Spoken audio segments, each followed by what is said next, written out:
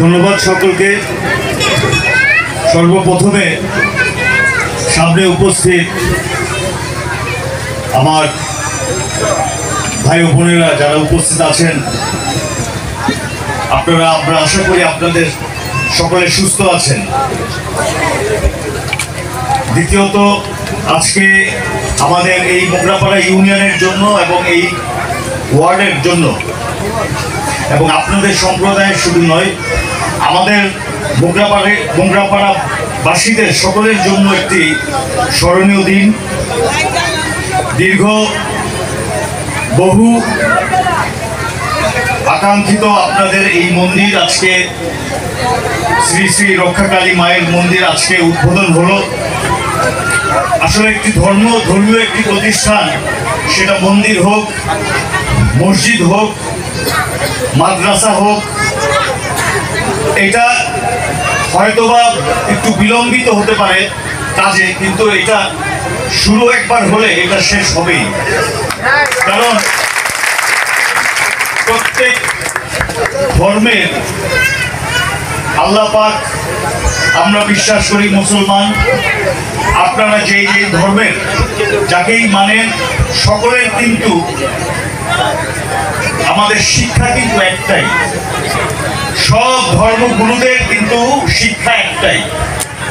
সেই শিক্ষার একটি প্রধান শিক্ষা হলো সকলের সাথে, হিন্দু, মুসলমান, বৌদ্ধ, খ্রিস্টান, যেই ধর্মেই বসবাস করুক না কেন, সকলের সাথে একটি সুন্দর বসবাসযোগ্য একটি পরিবেশে, যেই সমাজে আমাদের প্রজন্ম, সামনের যারা আমাদের ভবিষ্যৎ প্রজন্মদের, যাতে আমরা এমন একটি সমাজ ব্যবস্থা আমরা উপহার দিতে পারি, যে সমাজ ব্যবস্থায় থেকেই, সেই শিক্ষাটাই বাড়ির থেকেই, সমাজের থেকেই আমাদের শুরু করাতে হবে।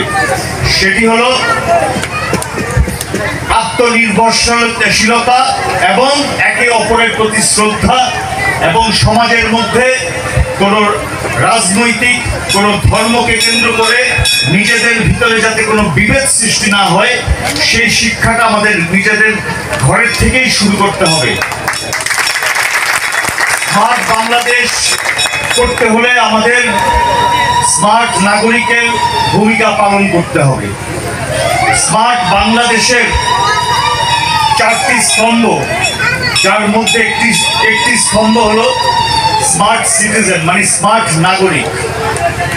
আজকে আমরা এখানে সেই ভবিষ্যৎ স্বপ্নের দেখার এবং ভবিষ্যৎ স্বপ্নকে বাস্তবায়ন করার লক্ষ্যেই কিন্তু আজকে এখানে মঞ্চে যারা উপস্থিত, সকলে এখানে উপস্থিত হয়েছেন। আপনাদের চাওয়া পাওয়ার থেকে আমাদের চাওয়া পাওয়া কিন্তু খুব একটা পার্থক্য নেই, সব সমান একই।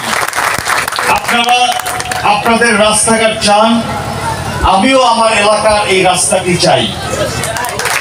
আপনারা আপনার মন্দিরের, যেই মন্দিরে আমাদের এলাকার ধর্মপ্রিয় আপনাদের ভাই ও বোনেরা যে যাবেন, সেই জায়গায় যাতে আমাদের ধর্মপ্রিয় ভাইয়েরা, বোনেরা এই মন্দিরে গিয়ে যাতে প্রার্থনা করতে পারে সুন্দরভাবে, মন্দিরটা যাতে সেই প্রার্থনা করার মতো সেই পরিবেশটি হয়, সেটা আপনারা যেভাবে চান, আমিও কিন্তু সেভাবেই চাই। আপনারা চান যে আমাদের এই মসজিদটি, আমরা নতুন মসজিদ দিয়েছি, আরো সবার সহযোগিতায় একটি সুন্দর একটি মসজিদ হোক, সেখানে মুসল্লিরা এসে শান্তিতে 5 ওয়াক্ত নামাজ পড়বে। আমিও আপনাদের মতো সেটাই চাই।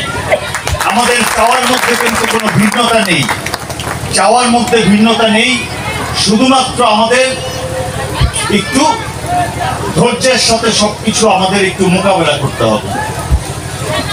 যেই ব্যক্তির মধ্যে আমাদের ধর্মের কিন্তু আরেকটি প্রধান শিক্ষা হলো ধৈর্য ধারণ করা। ধৈর্য এমন একটা জিনিস আজকাল এখন মানুষের মধ্যে কিন্তু খুব একটা দেখা যায় না। আমি যা চাই এখনই চাই, আমারটা আগে চাই, আরেকজনেরটা কি হলো সেটা আমার খুব একটা আসে যায় না। কিন্তু আমাদের সুখে শান্তিতে থাকতে হলে অপরের শান্তিটা সুখটাও কিন্তু আমাদের দেখতে হবে। আরেকজনকে যদি আমার প্রতিবেশীকে যদি আমি শান্তিতে রাখতে পারি, তাহলে আমি নিজেও কিন্তু আমার বাসায় আমি শান্তিতে থাকতে পারবো। আপনারা দেখেন, এই আমাদের এই বর্তমানে এই প্রতিযোগিতামূলক পৃথিবীর মধ্যে আমরা কিন্তু প্রত্যেকটা সেক্টরে একটা প্রতিযোগিতার মধ্যে আমাদের কাজ করতে হয়।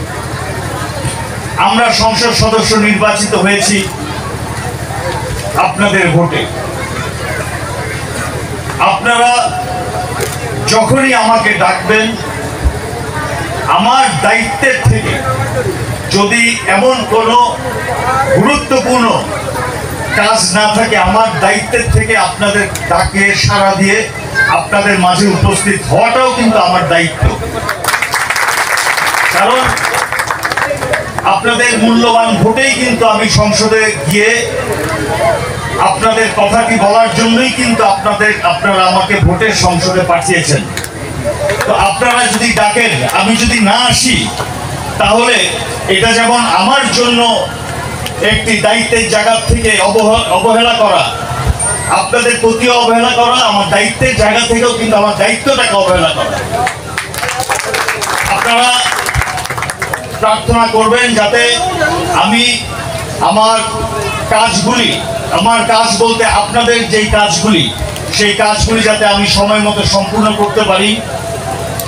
আমার এখন একটাই স্বপ্ন, এই একটা স্বপ্ন নিয়েই আমি আগামী 5টি বছর আমি আপনাদের সাথে সময় দিয়ে এই সোনারগাঁর প্রায় 7 লক্ষ মানুষের বসবাস এই সোনারগাঁয়, ভোটার 3 লক্ষ 4 লক্ষ ভোটার, 3.5-4 লক্ষ ভোটার, কিন্তু এই সোনারগাঁয়ে 7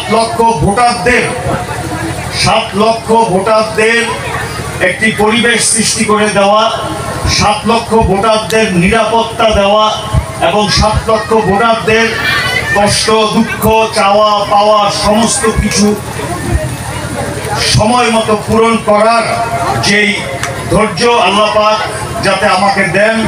এখানে আমাদের অনেক গণ্যমান্য ব্যক্তিরা আছেন যারা আমার থেকে বয়সেও যেমন বড়, রাজনৈতিক অভিজ্ঞতা এবং শিক্ষার দিক থেকেও আমার থেকে অনেক জ্ঞানী। হয়তোবা সবাইকে সব জায়গার মধ্যে আল্লাহ পাক রাখেন না। আল্লাহ পাক এই দুনিয়াতে প্রত্যেকটা মানুষকে জন্ম দেওয়ার আগেই তার দায়িত্বটা তার কপালে লিখে এই দুনিয়াতে পাঠান। আমরা অনেক কিছুই চাইতে পারি, আমরা অনেক কিছু আমরা স্বপ্ন দেখতে পারি, আমরা আরেকজনের সফলতাকে দেখে আমরা হিংসা করতে পারি, আরেকজনের সফলতাকে দেখে আমরা সেই জায়গার মধ্যে যাওয়ার জন্য আমরা প্রতিযোগিতায় নামতে পারি, সব কিছু করতে পারি, কিন্তু কোনো সময় কিন্তু একজন আরেকজনের জায়গা দখল কোনো সময় করতে পারে না। এটাই হলো আমাদের বিধান, এই দুনিয়ার বিধান। আমাদের যেই কাজের জন্য আমাদেরকে পাঠিয়েছেন, আমাদের সেই কাজটি করতে হবে এবং সেই কাজ আজকে এই মহান চেয়ারে জন্য আমি আল্লাহ পাকের আপনাদের উসিলায় আল্লাহ পাকের অশেষ রহমতে এই চেয়ারে আমি বসেছি। এখন আমি যদি এর চেয়ে আরো উপরের চেয়ার দাবি করতে পারি, আমার যোগ্যতার মধ্যে থাকলে আমি সেটার জন্য পরিশ্রম করতে পারি, কিন্তু যেই চেয়ারের যোগ্য আমি না, সেই চেয়ারের পিছনে যদি আমি দৌড়াই, কোনো সময় কি আমি সেখানে বসতে পারবো না। অতএব এটা বলার উদ্দেশ্য হলো, আমাদের সমাজের মধ্যে এই রাজনৈতিক হিংসা, রাজনৈতিক বিদ্বেষ, নানান কিছু আমাদের কিন্তু এখন নিজেদের সমাজকে ধ্বংস করে দিচ্ছে। সব কিছুর মধ্যে রাজনীতি এমন ভাবে আমাদেরকে গ্রাস করেছে, কিছু হলেই এই দলের নাম বিক্রি, ওই দলের নাম বিক্রি, এই দলের নেতা সেই দলের নেতা, এর বাইরে আর কোনো কথা নাই। সামাজিক পরিচয়ের এখন আর কোনো ভূমিকাই নাই, সব রাজনৈতিক পরিচয়। রাজনৈতিক পরিচয় ছাড়া যেমন একটা ব্যক্তির আর কোনো পরিচয় থাকতে পারে না। কেন? রাজনৈতিক পরিচয় তো হবে আমাদের কর্মের দ্বারা, আমাদের রাজনৈতিক কর্মকাণ্ডের দ্বারা, সাংগঠনিক কর্মকাণ্ড দ্বারা। কিন্তু আমাদের একত্রিতভাবে আমাদের কাজ করতে হবে। আমাদের চেয়ারম্যান সাহেব এখানে বক্তব্য রেখেছেন, আপনাদের নির্বাচিত নেতারা আছেন, হ্যাঁ হ্যাঁ, সেক্রেটারি সাহেব, হ্যাঁ সেক্রেটারি সাহেবও আমার থেকে সর্বশেষ গত দুর্গা পূজায় একটা পূজা মণ্ডপে শাদীপুরে পঞ্চমী ঘাটে ওনাদের সাথে হঠাৎ করে দেখা হয়েছিল শিপন দাদার সাথে। সেই সময় খুব সুন্দর বক্তব্য রেখেছেন। সেই সময় নমিনেশন হয়নি, উনি দোয়া চেয়েছেন যে আমি যাতে নমিনেশন পাই, এবং সেটাই হয়েছে। দোয়া ছাড়া, মুরব্বীদের দোয়া ছাড়া এবং আশীর্বাদ ছাড়া এই দুনিয়াতে কোনো ব্যক্তি সফলতা অর্জন করতে পারে না। আমি আপনারা যেমন আপনাদের রাস্তা চান, আপনারা যেমন আপনাদের এই উন্নয়ন চাই, আমি বেশি কিছু চাই না। আমি চাই আপনাদের দোয়া, এবং আমি কিন্তু চাই আপনারা আমাকে বারবার ডাকেন, বারবার সমস্যা জন্য আমাকে আপনার এলাকায় ডাকেন। কারণ আমাকে আল্লাহ পাক আমাকে অনেক দিয়েছেন, আমার আর চাওয়া পাওয়ার কিছু নেই। সর্বশেষ সম্মানটিও আল্লাহ পাক আমাকে দিয়েছেন। এখন আমার শুধু আপনাদেরকে দেওয়া, সেই দেওয়ার মাধ্যমে যাতে বাকিটা জীবন আমি আপনাদের মনের ভিতরে স্থান করে নিতে পারি। আমরা মোগরাপাড়াবাসী, আমরা এক, আমাদের কোনো ভিন্নতা নাই। আমরা একে অপরের সাথে দুঃখে কষ্টে শান্তিতে সুখে একসাথে আমরা বসবাস করতে চাই। আমরা এই মোগরাপাড়া হলো একটা ঐতিহ্যবাহী, ঐতিহাসিক, সারা বাংলাদেশের মধ্যে আমাদের সোনারগাঁ নামটা কিন্তু সারা বহির্বিশ্বে সকলে চিনে। ভারতী লোকনাথ বাবার আশ্রমকে যেমন চিনে, গিয়াসউদ্দিন আজম শাহর মাজারকেও চিনে। এই সোনারগাঁর মাটির নিচে অনেক পবিত্র, অনেক পীর আউলিয়ারা শুয়ে আছে। এই মাটি কিন্তু পবিত্র মাটি। এই মোগরাপাড়া থেকে কিন্তু এই ইসলামিক আন্দোলন, এই শিক্ষা ব্যবস্থা সবকিছু শুরু হয়েছিল। সেটা আজকে কালের পরিবর্তনে অনেক কিছু বদলে যাচ্ছে, কিন্তু আমাদের বন্ধন, আমাদের একে অপরের সাথে শ্রদ্ধাবোধ, আমাদের আত্মীয়তা, আমাদের রক্তের সম্পর্ক না থাকলেও আমাদের সমাজ ব্যবস্থা, আমাদের পূর্বপুরুষরা এই এলাকার জনগণের সাথে আমাদের শিকড়টা এত গভীরভাবে এখানে আছে যে আমরা চাইলেও আমরাও যেমন আপনাদেরকে ছেড়ে কোথাও যেতে পারি না, আবার আপনারাও হয়তোবা চাইলে আমাদেরকে স্মরণ করতে হয়, এবং আমরা একে অপরের কষ্টে দুঃখে সবসময় আমরা কিন্তু থাকি। এটাই হলো আমাদের সবচেয়ে বড় খুশি। এই খুশিটা নিয়েই আমরা এগিয়ে যেতে চাই, এবং ইনশাআল্লাহ আপনারা আজকে এখানে রাস্তা, আমরা আস্তে আস্তে তো বলছিলাম যে এই রাস্তাটি ড্রেন দরকার, ড্রেন করে দিব, এটা অবশ্যই হবে। এগুলি ছোটখাটো কাজ, এটা হবে। এই রাস্তা, আপনার এইসব কাজ, এগুলি ধরেন আমাদের চেয়ারম্যান সাহেব আছেন, আমাদের মেম্বার সাহেবরা আছেন, এগুলি তো আমাদের উপজেলা পরিষদেই তো অনেক বরাদ্দ আসে। এখান থেকে একটা বরাদ্দ হইলেই তো, শুধু সময় মতো সবসময় আপনারা আমাদেরকে ডাকবেন। আপনাদের মানে আমার উপরে আপনাদের অধিকার সবচেয়ে বেশি, এবং সেটা আপনারা শতভাগ আপনারা সেটা কাজে লাগাবেন। আল্লাহ পাক আমাদেরকে সুযোগ দিয়েছেন এই 5 বছর, সেই সুযোগ কাজে লাগান, যাতে আমাদের কাজগুলি বাকি রয়েছে সেগুলি যাতে আমরা করতে পারি, একদম দ্রুততর কাজগুলি সম্পূর্ণ করতে পারি। আমি বক্তব্য বেশি দীর্ঘায়ু বললাম না, আসলে বক্তব্য দেওয়ার জন্য প্রস্তুতিও ছিলাম না। তারপরেও নিজেদের মানুষ পেয়েছি, নিজেদের ঘরের মানুষ পেয়েছি, মনের কথা কয়েকটি বললাম। ভালো থাকবেন, দোয়া করবেন, সুস্থ থাকবেন। আসসালামু আলাইকুম। জয় বাংলা, জয় বাংলা।